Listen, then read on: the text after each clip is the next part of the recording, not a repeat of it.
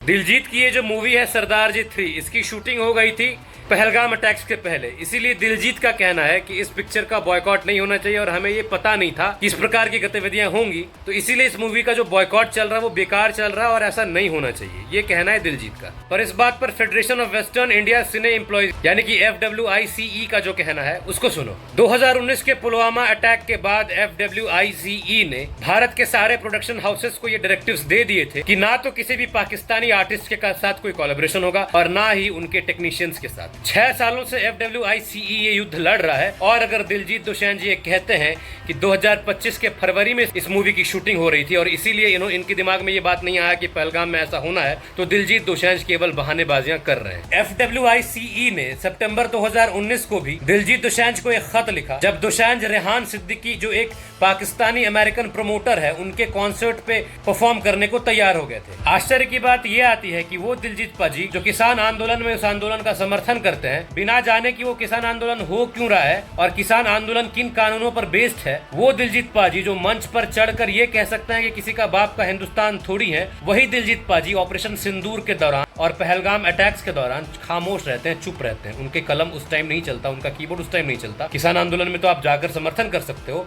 लेकिन पहलगाम अटैक्स पर एक शब्द नहीं निकलता आपकी जुबान से। और हिंदुस्तानियों के दुख का कारण तो ये होता है कि आप ऑपरेशन सिंदूर के समय चुप रहते हैं, आप पहलगाम टेरर अटैक्स में हमारे हिंदुस्तानी भाइयों के मारे जाने पर एक शब्द नहीं निकालते, हमारे देश की बहु बेटियों के सिंदूर उजड़ जाने पर आपके मुख से एक शब्द नहीं निकलता। लेकिन उस पहलगाम अटैक्स का बदला लेती है भारत की सरकार ऑपरेशन सिंदूर लॉन्च कर तब जिस देश के ऐसे हानिया आमिर जैसे सुपरस्टार्स खुलकर भारत की खिलाफत करते हैं, भारत के खिलाफ उल जुलूल बातें करते हैं, भारत सेना को कावड़ बुलाते हैं, मतलब जो मुंह से निकल आता है भारत के खिलाफ वो कह देते हैं। हानिया आमिर ने भी तो एक बार नहीं सोचा कि उसने फरवरी में एक मूवी शूट करी है भारतीयों के साथ, भारत में ये मूवीज रिलीज होनी है, बॉलीवुड मूवी है, अगर वो मुंह खोलेगी भारत के खिलाफ बोलेगी तो उसको नुकसान हो सकता है। उसने तो नहीं सोचा, उसने तो अपने फायदे नफे नुकसान की बात नहीं सोची, लेकिन आप तो सोच रहे हो सर।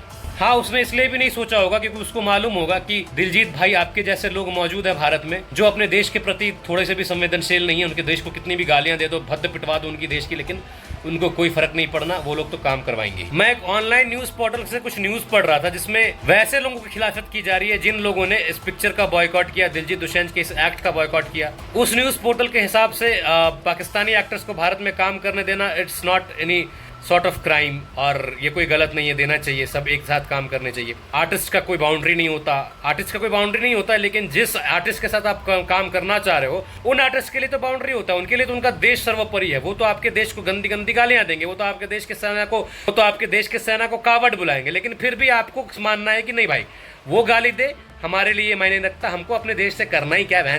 देश वाले चूतिया ठहरे, चूतिया बनाकर पैसा ले लेना इनसे, टिकट कर देंगे ही, मूवी देखने जाएंगे ही, यही सोच रहे हो ना।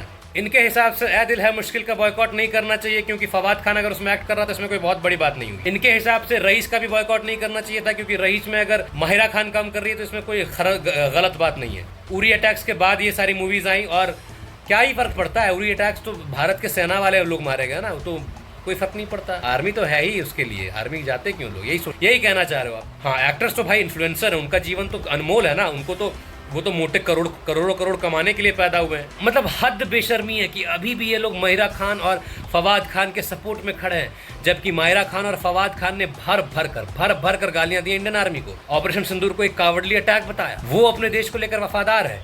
लेकिन तुम क्या हो बे, छी।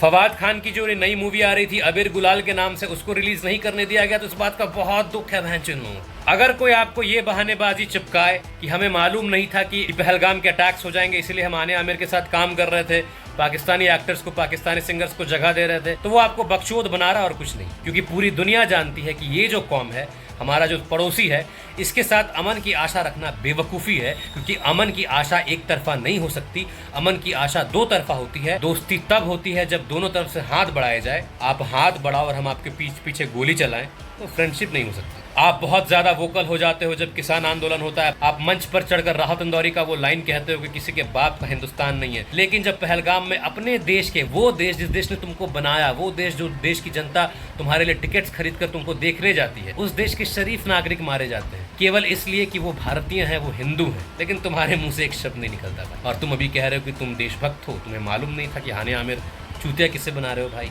किसे चूतिया बनाना चाह रहे हो। सोर्सेस की माने तो बॉर्डर 2 जो आ रही थी मूवी, अभी बॉर्डर 2 में दिलजीत दोसांझ ने एक्ट भी किया था, कुछ सीन्स भी हैं इसके, लेकिन अब FWICE के दबाव के बाद बॉर्डर 2 के सेट से दिलजीत को निकाला जा रहा है और दिलजीत की जगह पंजाबी एक्टर एमी विर्क को साइन किया जा रहा है। अकॉर्डिंग टू सोर्सेस बॉर्डर 2 की टीम का कहना है कि बॉर्डर 2 इंडियन आर्मी पर बेस्ड मूवी होने वाली है और दिलजीत दोसांझ की प्रेजेंस इस मूवी के ऑब्जेक्टिव्स को फुलफिल नहीं होने देंगी, इसीलिए दिलजीत को हटाया जाएगा और जितने भी सीन्स दिलजीत के साथ शूट हुए हैं उन सारे सीन्स को काटे जाएंगे। भाई एक दिल से बात कहूँ, मुझे ये पूरा का पूरा बॉलीवुड ही भ्रष्ट लगता है। चंद लोग हैं जो इसमें ठीक लगते हैं, छोड़ो यार। अभी सनी पाजी के बारे में कुछ कह दूंगा तो उनके फैंस को बुरा लग जाएगा। हटाओ, रैप अप।